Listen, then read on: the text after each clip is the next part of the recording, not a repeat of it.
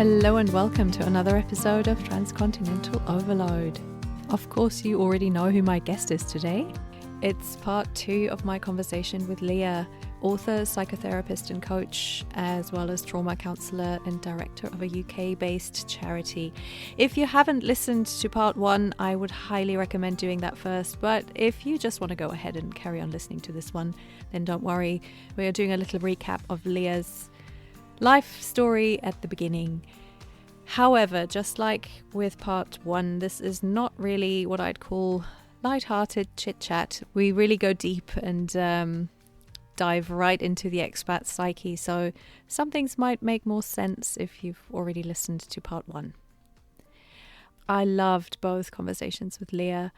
As you know from previous episodes, I am obsessed with the expat psyche and what happens to us and our identities when we leave our home countries. And it felt so good to talk to an expert about all of that. And in some ways, it kind of felt almost like a therapy session. Today, we're picking up Lea's story at one specific point, the time when she went back to her birth country, Israel, to do her military service. And so we talk about how that's influenced her in her studies and her sense of identity. And then we go into topics like collective trauma and anti-Semitism, xenophobia, and also the weird and wonderful English culture, because we both share that, having gone to university in the UK. If you are interested in Lea's work or would like to get in touch with her, take a look at the show notes where I've put all the links you need. And now, let's go and listen to Lea's story. Welcome back, Lea. So nice to see you again. Yeah, nice to see you. And it's nice that we didn't have that many days in between, so I kind of feel like our conversation is still fresh. Yes. In our minds. And so there are a few things that I'd like to go back into. Just a quick kind of recap on your story. So Lea, you were born in Israel to a Brazilian mother and a Moroccan father, growing up in Israel and then moving to Montreal when you were 5 years old. Yes, that's right. And then to Switzerland, Geneva, when you were 9. And that's kind of where you felt like that's your biggest chunk of growing up and going to international school and all that. And then we went into where you are now, which is London, UK. Yeah. And where you did your studies. And I would love to go back to finishing school in Switzerland. And then, because you did mention in our conversation that you went back to Israel when you were 18. That's right. I made a mental note at that point because I thought, I really need to find out about that. So I would love to pick up your story at that point and go back into that. So I think I mentioned to you how growing up I had lived a lot in this imminent going back to Israel. And so at 18 I went back to Israel to do my army service. Okay. Right. And that was a lot as part of this wanting to go back. Mm-hmm. Mm-hmm. So when you said you kind of grew up with that, were your parents, obviously, I mean, you were in Switzerland, but the connection to Israel was clearly there. Was always very strong. Yes. Yeah. So while growing up, did you go back a lot and every year? Okay. Yeah. Sometimes several times a year. And then so you were with a Israeli passport, then obviously you like you said, you then get drafted for your military service. And I think that's so fascinating because that's a very uniquely Israeli thing as well. Yes. And yeah. So you were 18, and how did that feel? Well, it was interesting because growing up, I felt Israeli all the time. But when I arrived to Israel, other people didn't see me as Israeli. They saw me as the Swiss chocolate. That's how I'd be called. Mm-hmm. And there was always a culture clash all the time. You know, I remember I expected people to to speak to me leisurely and gently, and coming into my office in the army and say hello. And instead I got people coming in saying, where is the you know and I would constantly get shocked at this difference. And then when I brought it up, I would be met back with shock, right? So there was once a general who came in, walked in. He was under a lot of pressure. He wanted to speak to someone, and he just barked at me. And I looked at him, and I was just a simple soldier. I didn't have any rank. Mm-hmm. And I was like, you walk into my office, say hello to me. I'm not going to answer. And he just looked at me like I was from Mars. Mm-hmm. Because, first of all, because of his rank, right? But also because, what are you asking? And I couldn't I, I couldn't quite understand that. It took a while. That's also probably because when you're 18, you on paper you're adult, but I don't think at that age you can really process the multitude of backgrounds that you've had. So at that age, I think it's just that like you said, you always felt Israeli because you were born there and you spoke the language. But I think that perception of a culture, from an outsider's point of view, that happens later. Because Yeah. I always felt like over the years I see Germany very differently now. When I left, and it was a similar experience, really, moving to the UK, and I wasn't aware of how Germans came across. I mean, you can imagine the English were very quick to point out to me how rude and Yes. brusque the Germans were, and the perception Yeah. of that. And I had no idea up until that point that, that was Yeah. really the case. And now I can see it all. I can see why they would think that. But at that age, when you're that young, you don't. And Yeah. That's exactly it. That's exactly it. it's like you were in Switzerland always feeling I'm not Swiss, I'm Israeli. And probably there they well, like you pointed out as well in our conversation, they always thought you were very direct and blunt and Yes. clearly Israeli, but then not Israeli enough to be perceived as that in Israel. Yeah. I think that's exactly right. But also clearly that adds to that sense of where do I belong, who am I, um, identity question, because you are like, I don't fit in here, but I also don't fit into the other place. That's right. And I think that's a very interesting thing that happens. There's something about holding the tension of that, Mm-hmm. and fitting in that tension somewhere, right? It's Yeah, because that's who you are. You're kind of in no man's land in a way, yeah. but that's an identity in itself. So it's not. Yes. Yes. So uh, I question the no man's land, right? Because it's Stephanie's land or Leah's land. Yes. It is a land. Yeah. It is a Yeah. specific place. Only there's not many people that live there. Yeah. Yeah, and we understand each other's, that predicament in a way. If you want to call it a predicament, it's not if you make it your strength. But that sense of I know exactly what it feels like to not belong Mm. fully anywhere. Yes. So, and how was that military service? Was that 2 years? Is that 2 years? At the time, it was 2 years. Yeah. Mhm. Yeah. So I learned a huge amount in my army service. Uh, it was a good time for me. Um, Firstly, because I had to stand up for myself, right? And um, no one really could assume that I would just go along with the way they did things because I was different. And and I had to stand for that.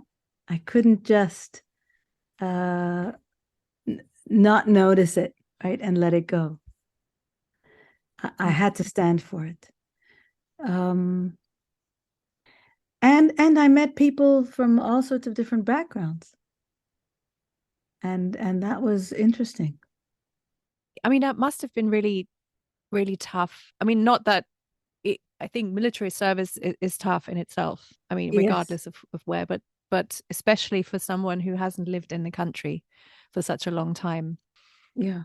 Like you said, you were perceived differently and you weren't quite used to things anymore. But interestingly, at the moment, my husband is working with an Israeli bank, Right. and he's building a team. And he says it's absolutely amazing the difference in how Israeli part of the team approach things Mm-hmm. and get things done. And you can task them with things. And he's like, they can solve anything. He said Yeah. they don't shy away from anything, and you can give them the biggest problem and they'll solve it. They'll find a way. And I Yeah. guess and it's all part of that training. I think it is. I think um, it's also something to do with this rank thing. Because in Israel,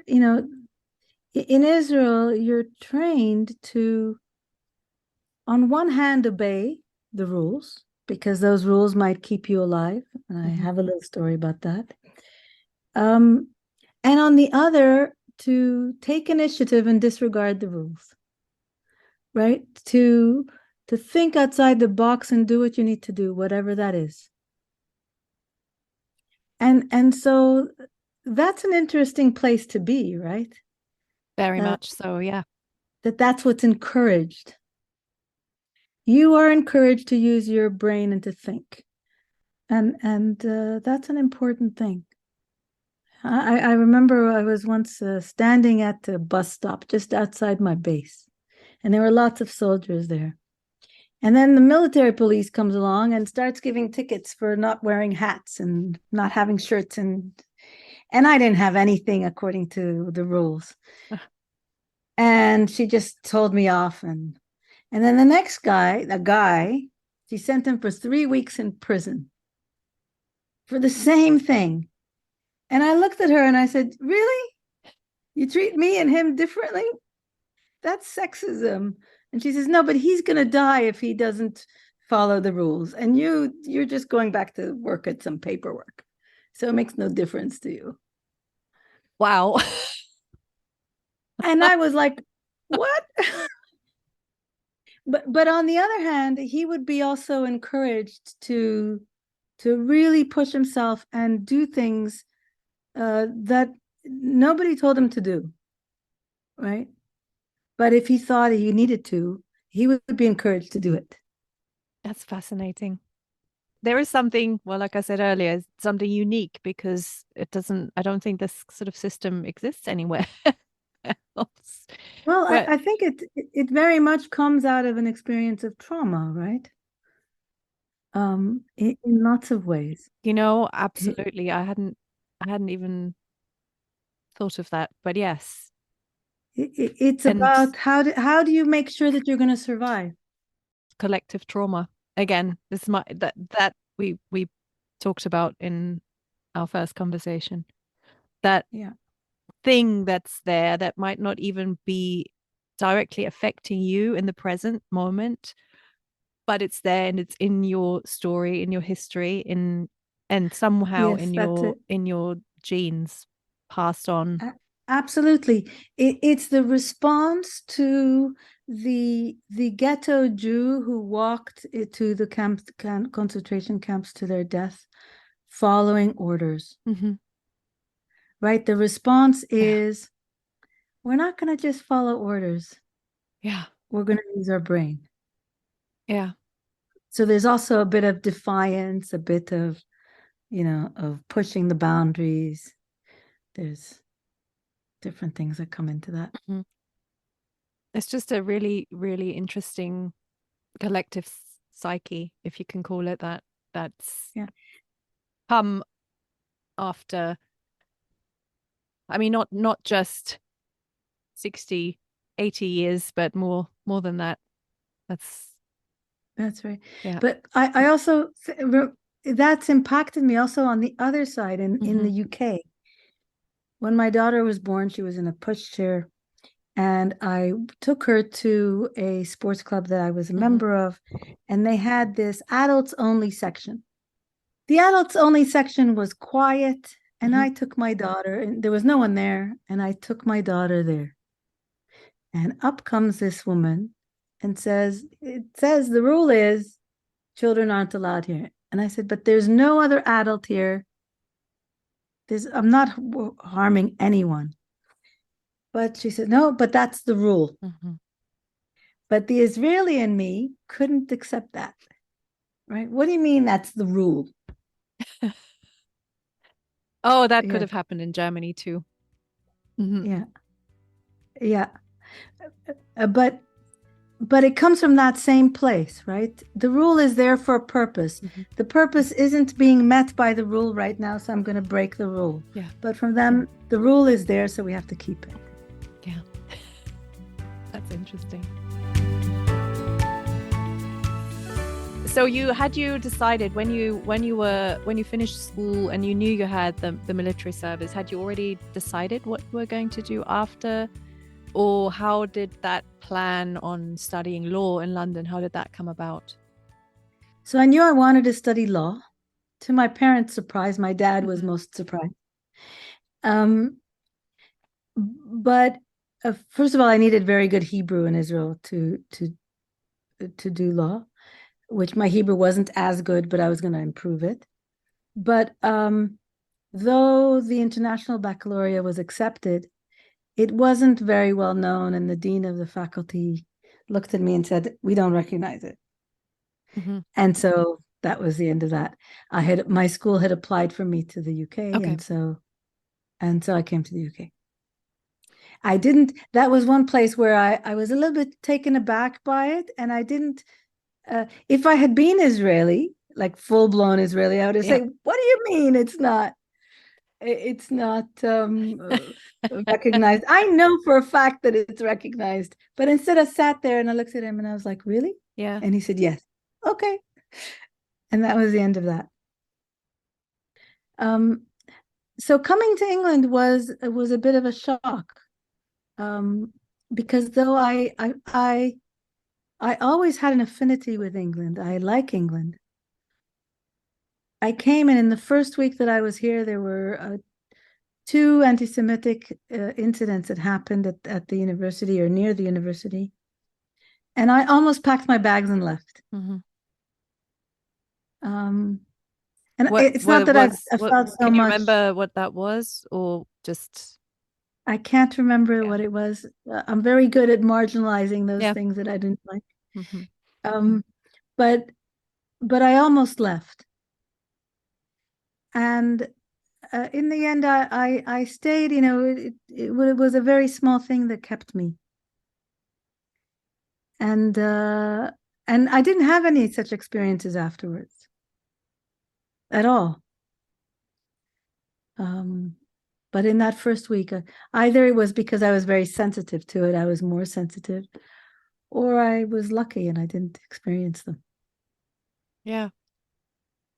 I mean, also sometimes you're extremely sensitive when you first move somewhere, and because everything is so new and raw, and it's that sense of not belonging. And in a way, I mean, this happens every time you move somewhere new, and you kind of, you're like, I'm not sure about this yet. And obviously you were in London, so that's a different environment than if you weren't gone somewhere in another city. But London is just so unique. So did you find an international group of friends quickly? Yes. Funnily, now that you're mentioning this, I think I was more shielded in a sense because I was in an international community, basically. And doing international law. Doing international law, going to a university that had 60% international people. When my kids were born, when they went to school, they experienced far more of this than I did. sometimes I intervened, and a lot of it they didn't tell me till after it was well gone finished that it had occurred. But because they were in a less international school, right? They were in a more English place. So in some ways, I've for a lot until my psychotherapy training. In my psychotherapy training, I did experience it, though it took me a long time to recognize it because it was very subtle. Was there a Um, specific moment or a catalyst that? yes, there was a specific moment where there was an exercise that we did that I needed to facilitate. And in that, I realized, oh, this is what's been going on all this time. Yeah. But, it took me years of study before I got there. And most of the time, it was like a veil. I didn't quite know what was going on, but there was something, and I didn't quite know because it was in this English way of doing things. Can you elaborate a little bit? I mean, I kind of know what you mean, but I think anyone who hasn't experienced um English culture Yes, might struggle. it was more in what wasn't said than what was said.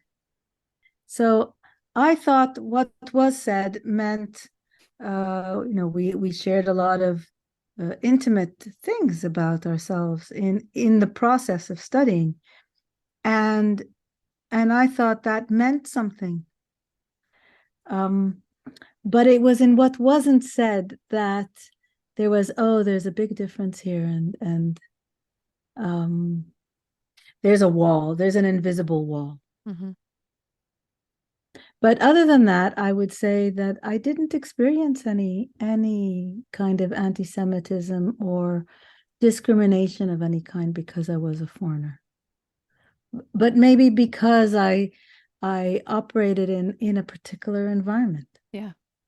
It's interesting that you say that because I felt similarly safe when I moved, and I did not go to university in London. I went to Canterbury, but I only did my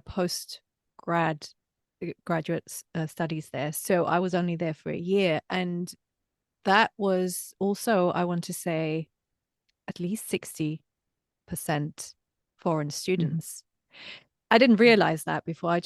I got offered a place, and so I went, and I had no idea. And I thought, oh, I'm going to this picturesque English city, and actually also because of its proximity to mainland Europe, it's quite touristy and it's very international, and the students as well. And I didn't realize until sort of the end of that year that all the friends I'd made in that year were um other than my husband, who I met in that year, none of them were English. Yes, yes, And so I had a completely, even though I felt like I was living in England and learning English, customs and everything, it wasn't actually the case because it was so international. And so I didn't feel yeah, singled out. And funnily enough, that didn't happen until later on. And I had my children when I also not didn't live in London, but outside of London when I was speaking German with my mm. children and I could hear someone behind me, Mm. you know, mutter something about, oh, I can't wait for all the foreigners to leave this country. And it was, Yeah, and that didn't happen until, much, much later. So I was also similarly like, oh, this is great. Everyone's so friendly and yeah, yeah, yes, and even those people that aren't that friendly, they still speak to you in a friendly way. So it's couched in there's a lot of masking that happens. very true. Yeah. Mm. And to me, I appreciated that at the beginning. Also, I just loved the fact that no one was overtly critical because I came Mhm. from Germany where no one was holding back with their opinions on things. And now as my character, I'm very sensitive to Mm. criticism and people, you know, indirectness. And so I kind of fled that, and I very much liked the very polite, Yes. outwardly friendly tone that was in the UK, and kind of much later realized how things are not always the way they seem. Yes. So, Not as friendly as they seem to be. no, no, absolutely. But it's just interesting how when you're young and you don't know how your perception changes.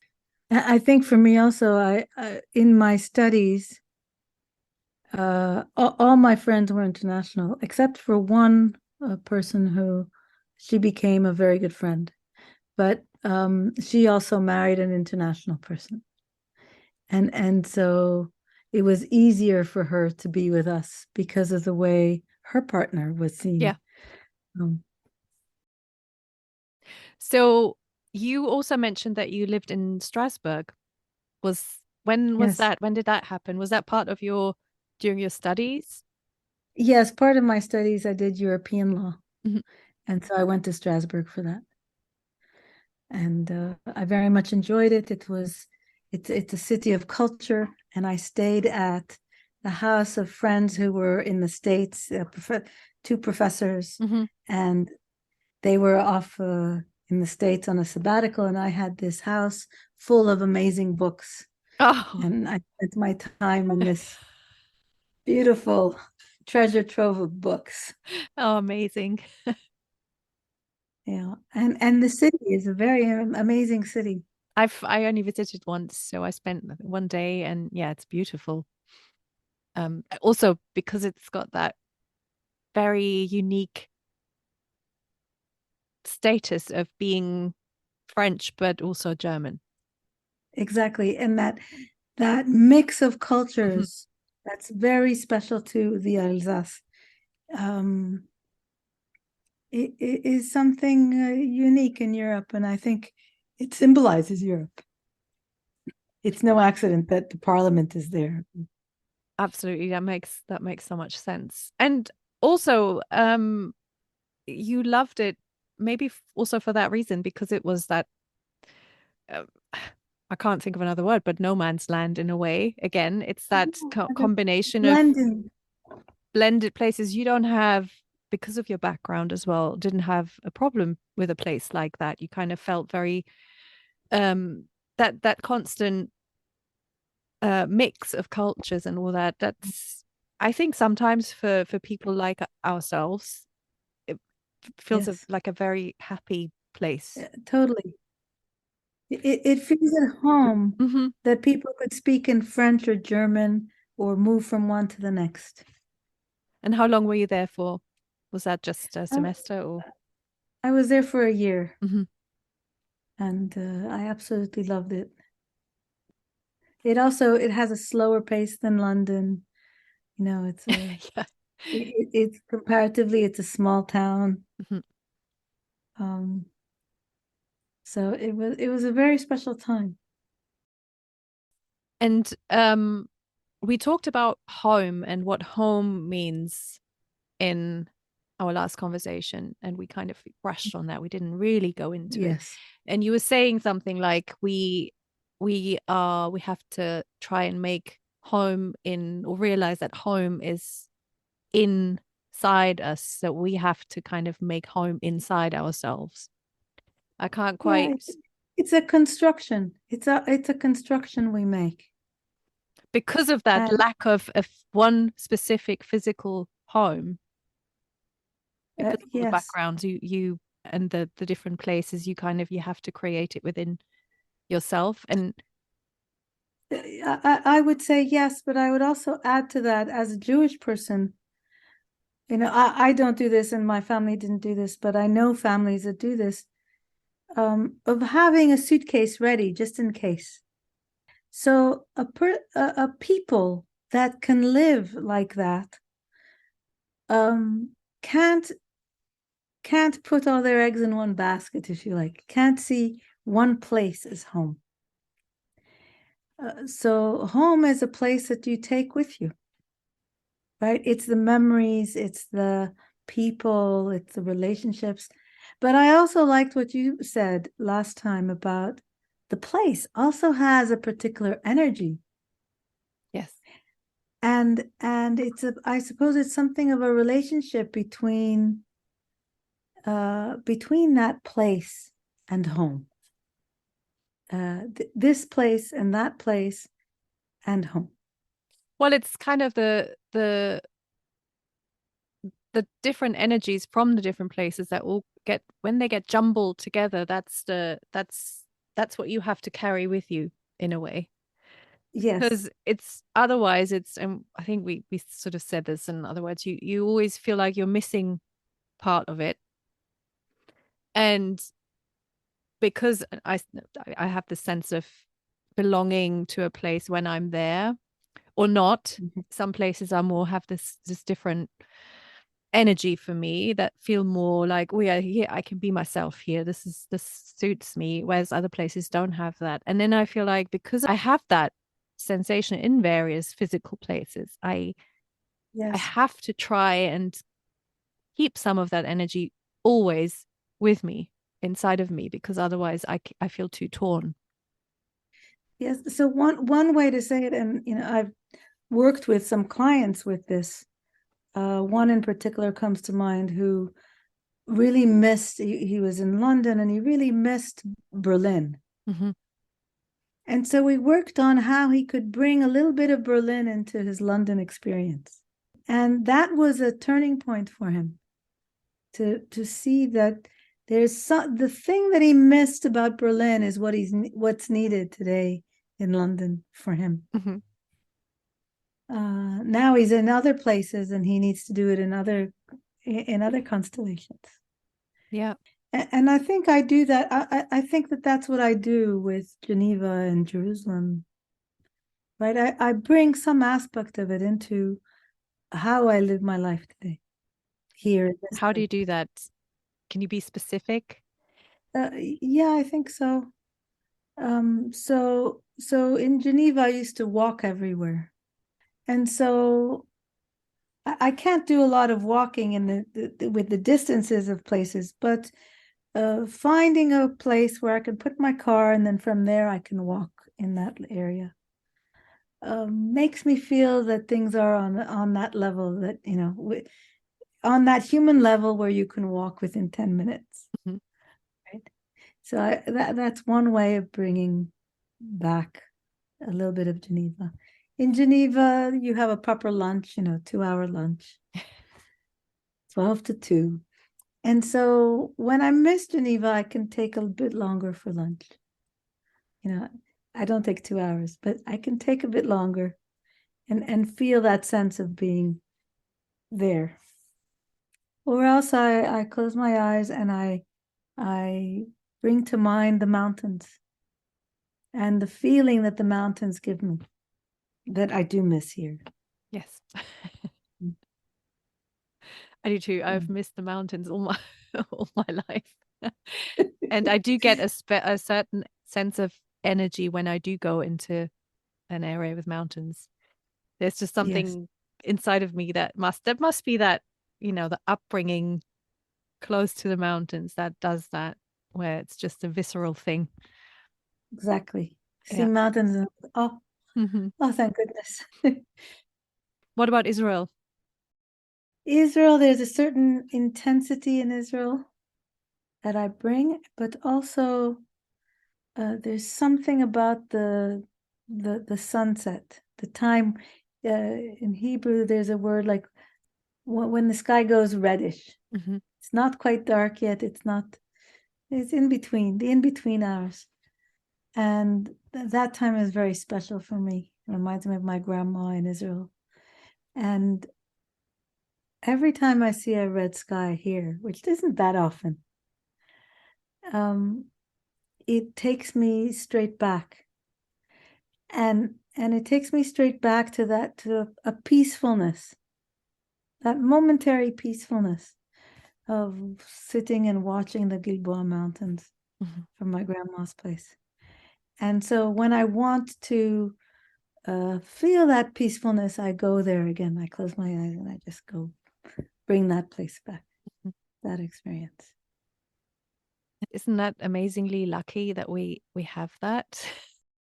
Sometimes when, when it hits you and you feel really homesick and you're like, oh God, I really, and so I try, not always able to, but I try to think, oh, how lucky am I that I have that moment to miss. I Yes. have that. I miss that place. How lucky is it to miss all these places? To have experienced that place. Have experienced it and then go and close my eyes and, like you said, you can bring it back. Yeah. I mean, on those days where I really feel, oh, I don't want to be where I am and I miss the other place. And then remind myself, if I can change my mindset to thinking, oh, isn't it amazing? I can close my eyes and conjure the sunset in Mm. California, for example. It's a similar thing. There's something special with the light. There's a Yes. very special quality that doesn't exist anywhere else. I haven't seen it anywhere, but I can close my eyes and but it's not always easy. And sometimes the yearning for a different place is so strong. So I feel like it's a work in progress. It's not something that is It easy. is. Yes. It is. It's something that uh, it's not something that you do once and then that's it. It's an ongoing thing that you have to conjure up again and again. It takes a lot of effort and but I feel it's that first step is the being appreciative and and realizing that you can carry all this inside of you. Yes.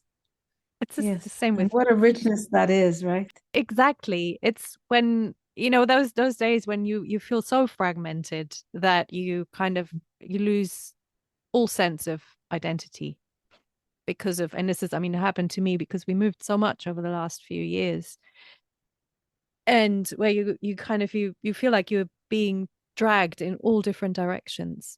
But it's that moment when you can close your eyes and almost summon everything inside of you and go, wow, Yes. how amazing is it? And I include people in that as well. And I miss my friends and family on a daily basis. But at the same time, I feel there's such a richness in knowing all those different people in different parts of the world. That's quite Yes. special. It's the price. It's Absolutely. the price we pay. I guess. Yeah, openness onto the world also means that there's also a dislocation, right? Yeah, always, and that's just a big part of that identity. Yeah.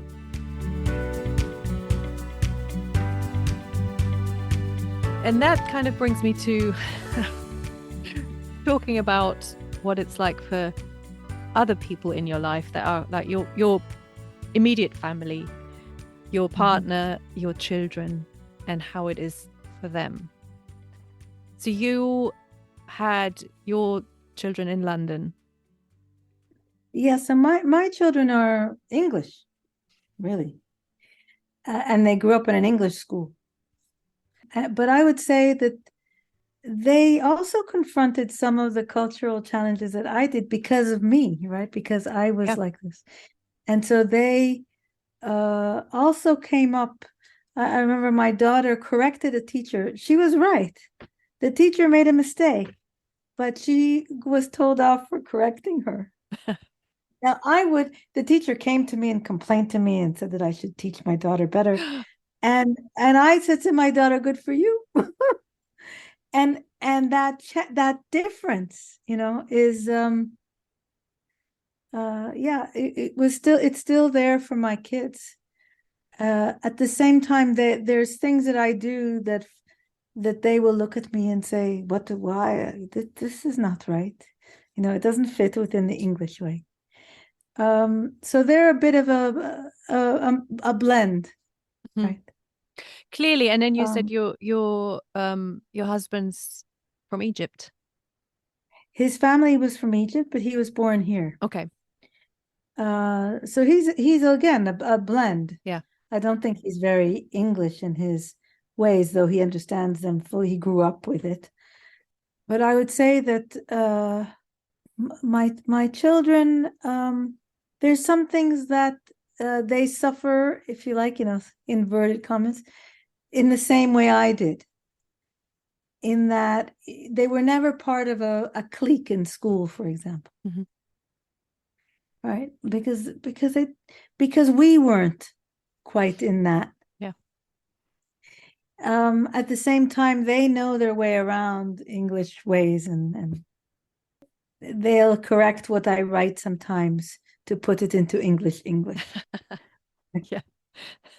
Oh yes, from time to time there is a you can't say that. That's is that Yes, that's but it. but also an understanding of course mum doesn't know this or can't say this or has an accent Yes. or has there is that was just an underlying understanding that it's different. Yes, And my children's just a little bit different because they grew up in the UK and then the US. So right. but they a little bit like yourself. So mum has a different background. So they were always that was always there. So they always had that influence from the beginning that there was something that wasn't like other families, local families. Yes, and I suppose my kids also had that because we would go back to Geneva and we would go back to Israel quite a bit.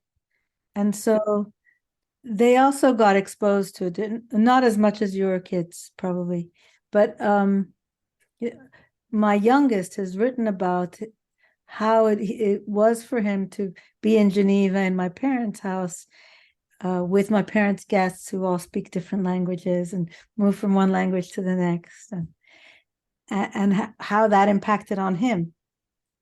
Oh, that's did he write about that for school or for like an No, essay or no, just he's writing a novel, and oh when I amazing. read it in one of the chapters, he's got a chapter that describes this. And when I looked at it, I thought, oh, I didn't think that's what he was getting. And yet, Oh, you know, fascinating. Yes. yeah. Yeah. Because that is a new experience and when your children grow up in a completely different environment than you did yourself. I have that fascination sometimes where I'm like, wow, you're so confident in what you're doing because you have that confidence of Yes, having grown up in a place and being very and with language and everything like no accent or this it sometimes I feel like I'm just an observer and mm. I'm so impressed and then I think oh yeah well it's different I didn't have Yeah, that exposure at that age so I didn't seamlessly move from one language into the other. yes, Sometimes it's like wow this is fascinating but also worries me sometimes. They don't have that one place that they were born in that's their mm. one and only definite home. They don't really have that. Whereas I Uh, do, I have very much have that one place I grew up in, and that feels yeah. like that's where my roots are, even though I don't live there. Mm. But my children don't have that. So how is that Yeah. affecting them? What's different? What So I came out quite okay like that. That sense of of rootlessness, I think I felt it more in school Mhm. because everybody was moving around me as well. But the roots were also in my values and in the history and in the people, right? So that no one can take away from me. And the places that I moved to don't take it away from me. Yeah, I mean you found your identity through that. It didn't you didn't maybe feel as torn or I don't know how to explain it, but in terms of because your children were more like how I grew up in one place. Yes, but I would say it doesn't mean that I don't sometimes think, oh, I failed to communicate that because if I was in one place, it would be easier to convey it because everything conveys the home, the sense of home. But here I had everything that for let's say an English person who was born and bred here um, comes by osmosis. I had to make explicit. So I think that's what you're talking about. That's exactly. I mean, this is how I felt when I lived in the UK and when my children were born in the UK, and I had to convey some German things, not only the language, but other things and customs and things. I kind of had to, because obviously they weren't going to just get everything from me. So I had to be very explicit again and very, very mindful. Yes. Of what I was conveying and how I was doing that, and then moving them to the US. And then we ended up having to, I carried on doing the German side, and then my husband had to add the English to it. So then, and it takes a lot of effort. It's beautiful, but it also it creates it creates a beautiful mix, actually, if I think about it. And we just had that example. A friend of mine just dropped off a little gift basket yesterday, and it had some German pickles, gherkins, and some German cookies. And it also had a bottle of HP sauce. For those of you who don't know what it is, it's quintessentially English sauce that you put on all sorts of things. And some proper English crisps, salt and vinegar, I think. And my daughter, the one who still lives with us, was so happy about all this. Yes. And she knew all of the items, and there's no kind of, oh, what is this sort of thing, but just an honest appreciation of all of these different things. They are part of her. She has a wider register. She has a wider register. That's exactly right. But that sense of, I'm guessing, I mean, your children would describe themselves as English. Yes. Mine don't have that. What do they describe themselves as? A bit of everything. Or European. Not even that. They're American as well. So, right. And my younger one only went to school in the US, so she didn't experience. Right. That's not true. She experienced 1 year when she was about 11 in the UK, but the rest of everything is American. So she's the most American out of all of us because of that influence. But she wouldn't describe herself as American. Yeah. So my kids, their passport is Swiss. So when they're asked, what are you? They say Swiss. But they're also English. They don't hold the passport, but they have a right to it. But so part of that was just admin on my part. But part of it is this dislocation. Yeah, it's an odd thing. It's not a straightforward answer. No, it isn't. It's true. Coming back to your son's writing, what a gift to read about your child's perception and memories of specific events. One of my podcast guests said she read her daughter's essay for college. You know, here that you have to write several essays for college admissions, and her daughter wrote about how the experience was for her to move to the US from Finland. And again, like you said, also she said, I had no idea it was so hard for her. Or she had all these things, because she wouldn't say, couldn't put it into words at the time, probably of course it's not, didn't process it that way, but then remembered and put it in an essay. And I thought, wow, she said it was quite a shock to her with hindsight that, oh, I wish I had known, and I wish I could have done this and that better. And it's like, well, yes and no, because I think everyone has to process that for themselves. I think so, yes. Yeah. It's part of that maturation process. I'm just noticing the time, and it's 7. I have to go. Oh, yes, of course. Where did the time go again? Yes, let's end here. I think this is a good point. I feel we've covered a huge amount of subjects. Yeah. I love the way you've described that connection with your background, not only as your personal, but the Israeli side of The things, cultural history. and that sense of that being part of who you are. And I think that's really, it's really interesting. So yeah, thank you very much. It's been really a pleasure to be here with you. Have a lovely rest of your Sunday. Thank you, and you. Bye. Take care. Bye. Wow. So that was my second conversation with Lea.